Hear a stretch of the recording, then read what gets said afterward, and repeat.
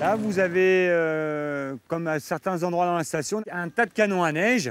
C'est une réserve pour la saison. L'avantage d'une réserve de neige, c'est qu'en surface, elle est bien compacte, donc comme ça, on ne la perd pas. Si on va gratter un peu plus dans le fond, on peut se rendre compte que la neige, elle est meuble. Donc comme les machines à travailleront, elle redeviendra tout de suite d'une bonne qualité. À Valberg, Sébastien Vasseur est nivoculteur. Il s'occupe de l'enneigement artificiel de la station et de tout le réseau d'air comprimé et d'eau qui permet d'alimenter les enneigeurs qui produisent la neige de culture, principalement au plus froid de décembre, avant l'ouverture de la station. Je ne suis pas du tout un montagnard. Je le deviens petit à petit, mais j'avouerai que moi, je viens de Normandie. Donc je suis né à Dieppe. J'ai fait une formation d'outilleur.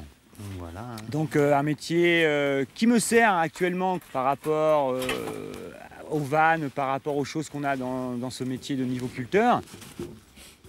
Ce qui m'a fait amener ici, c'est découvrir une autre région et sans savoir que j'allais découvrir ce métier-là quand même, à la base.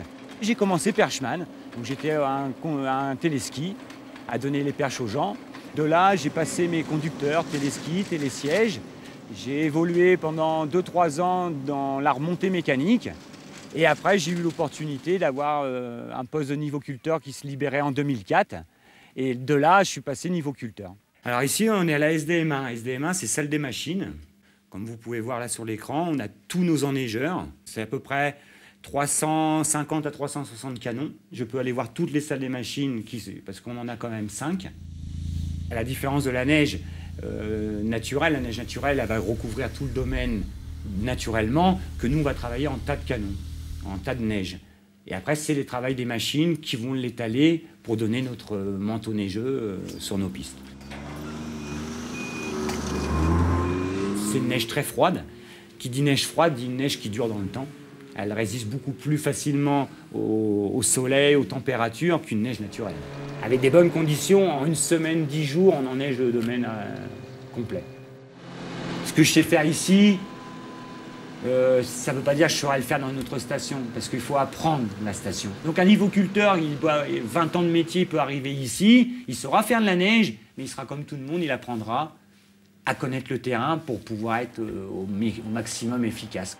À Valberg, le but est d'utiliser le moins d'eau et le moins d'air possible pour diminuer le coût électrique des compresseurs et l'impact de l'enneigement artificiel.